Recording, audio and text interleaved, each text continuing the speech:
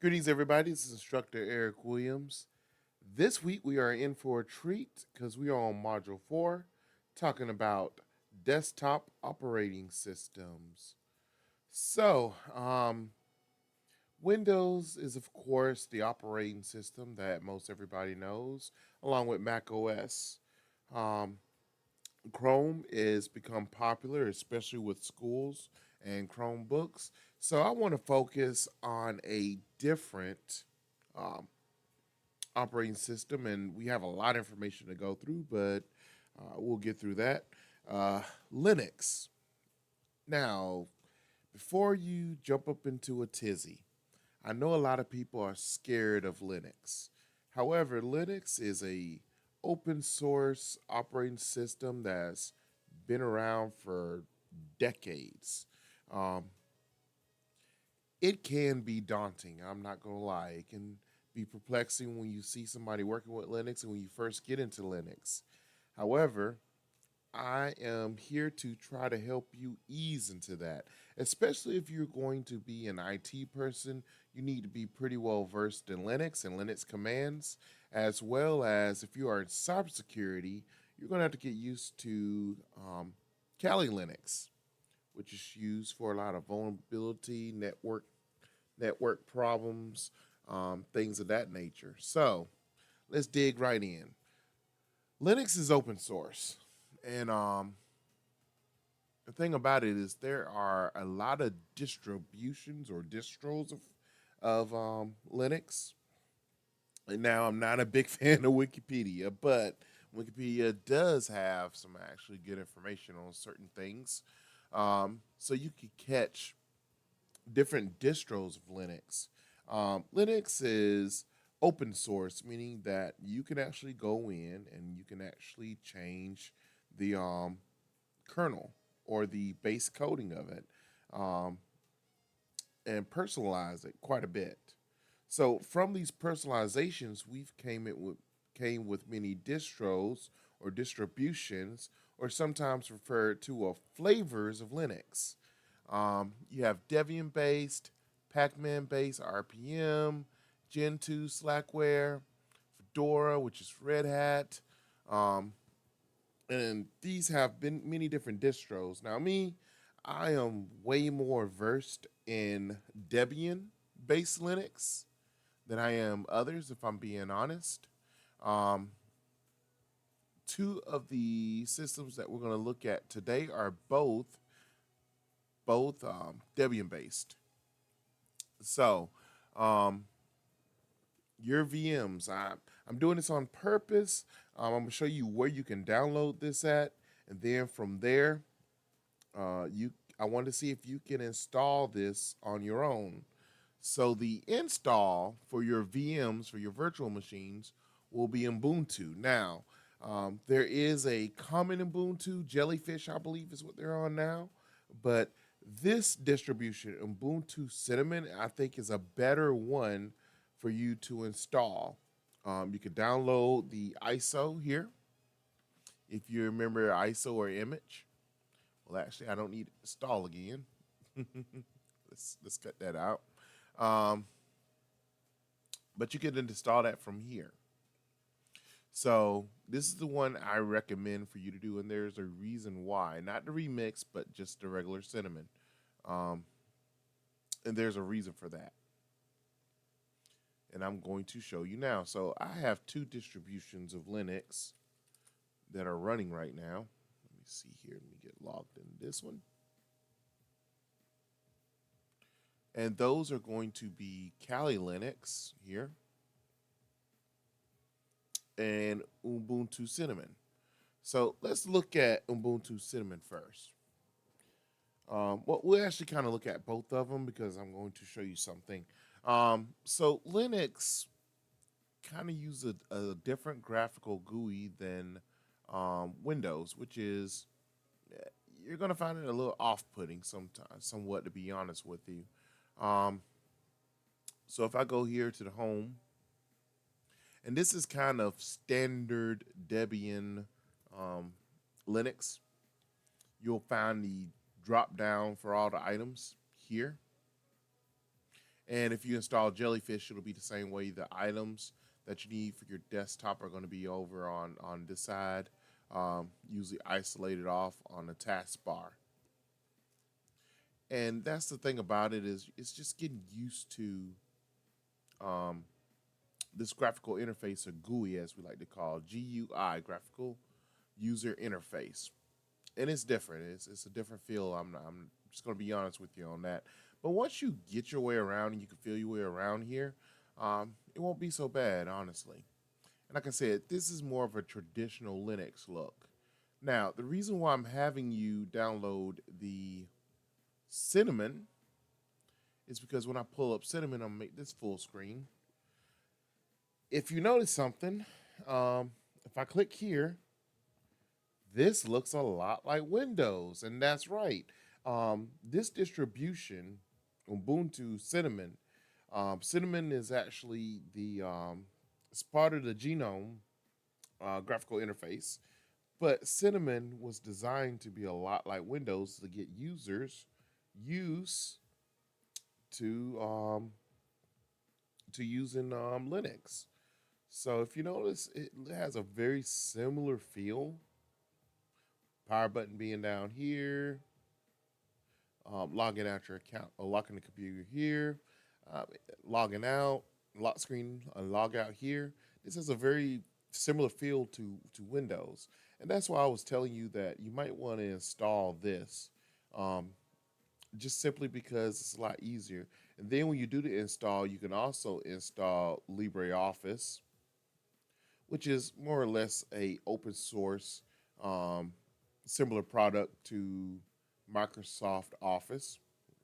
And in fact, you can open Office documents in LibreOffice. And this is the first time I'm opening this, of course, under this VM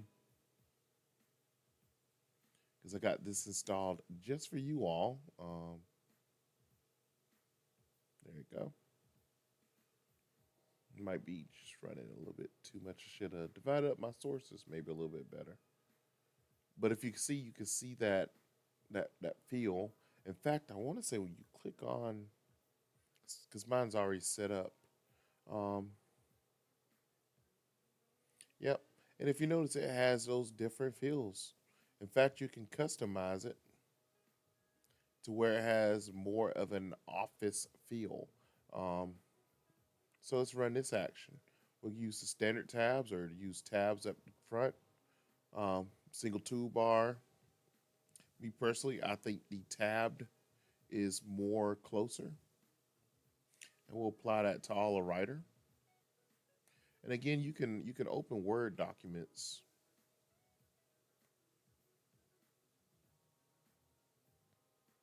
So should have divided up my sources a little bit better between the two. I think I put a bunch of them in Kali Linux, and that's my fault. So, but it's okay.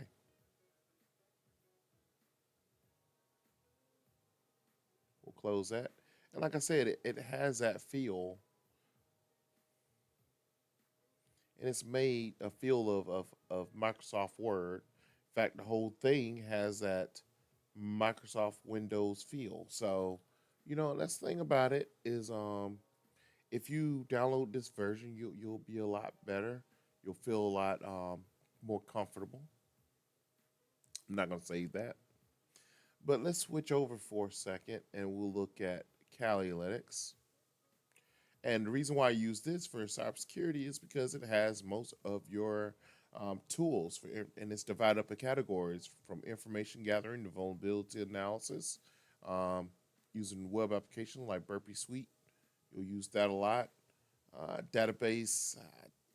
I use SQLite in a lot of my digital forensics, especially mobile forensics, um, because cell phones are divided up in SQLite databases. So I tend to use that third-party tool a lot with that.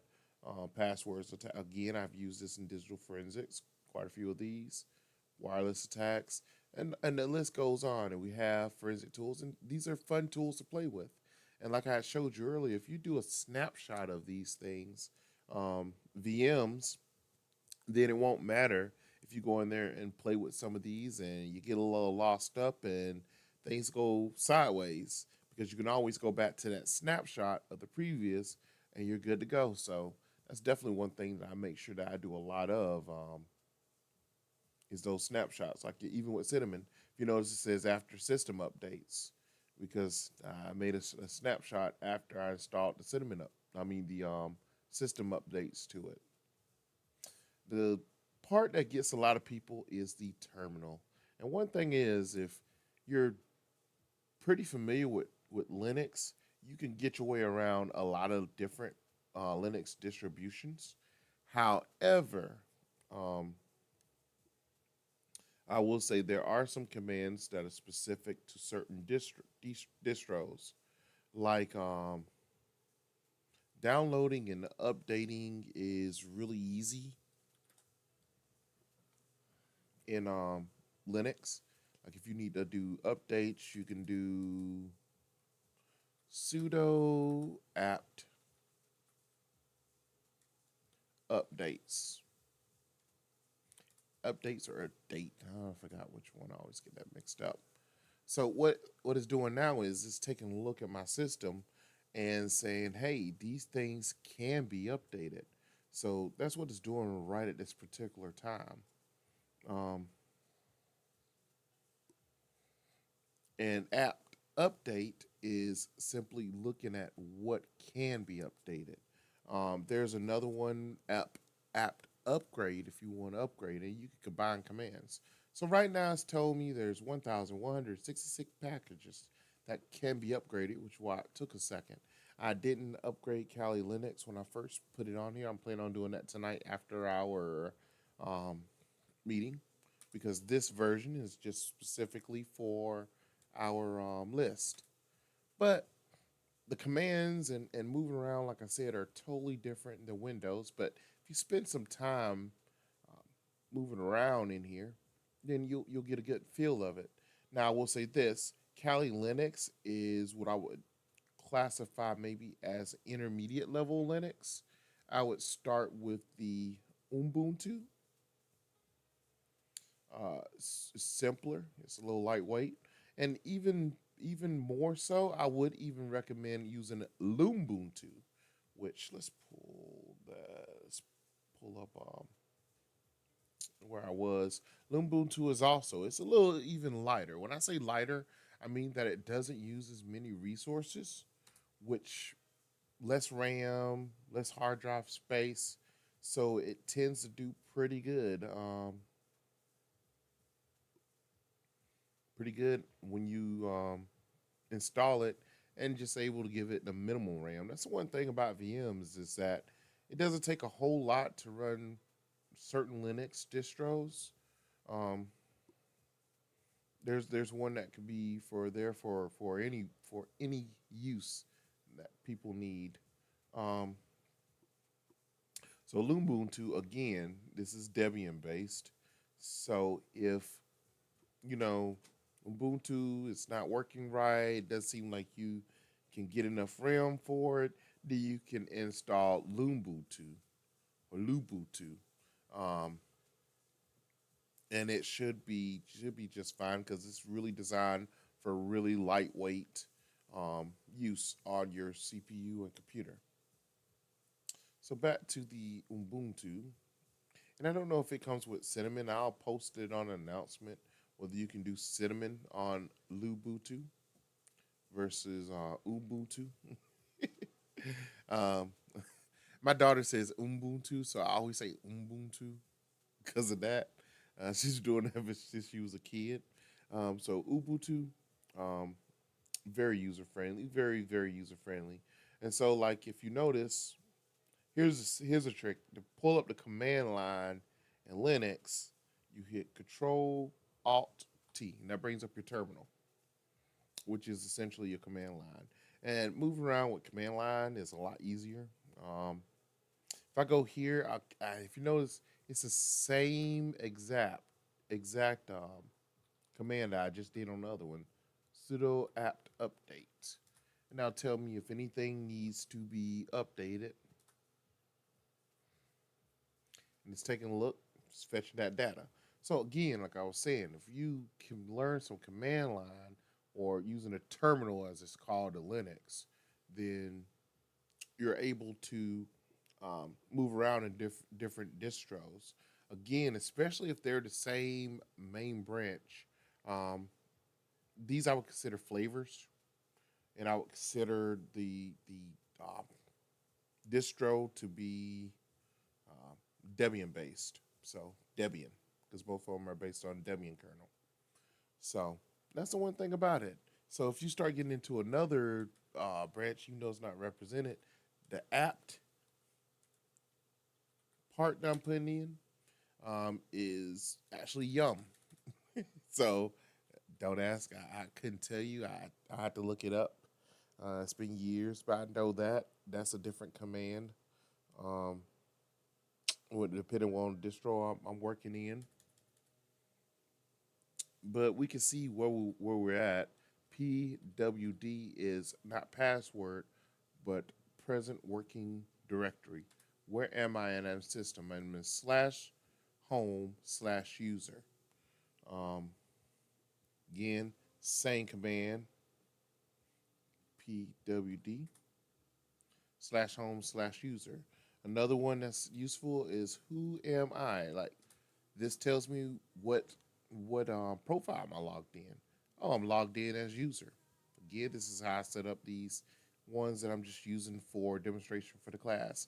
And again, this is one of those videos I'm not going to go too deep into this, but if you need some help with Linux, I can help you get set up for it. But I challenge you to use the information I provided to go to the website, download the ISO, and it's just like we did the Windows VM install. It's the same as that way. So if you don't have to give um, Linux that much space to work in as far as the hard drive, and it uses a lot less RAM and a little fewer processors. I'm running both of these both at the same time. I think with one with this with 4, the other one with 2 gigs. So I think it's recommended 2. So it might be no 4 and 4, 4 and 4 for both these 4 gigs with only 2 processors. And if you notice, I'm not getting any lag like we did it with our Windows when I took it down to the minimum, and it's running just fine. So I encourage you to play around to get to know Linux because if you're going to be in IT, Linux is going to be something that you're going to have to tackle and get comfortable with. You don't have to be an expert, but you're going to have to learn how to move around and do different things in Linux. Um,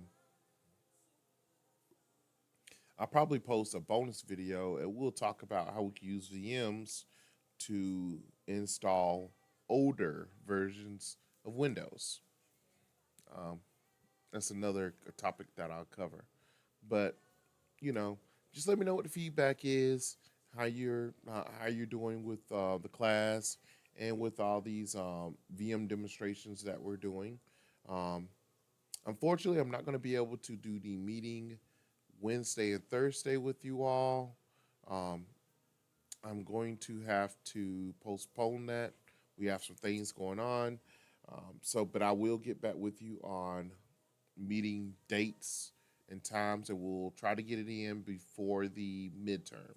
So that way, if you have any questions, I can answer those as well. So, this is instructor Eric Williams signing off. I hope you enjoyed the video.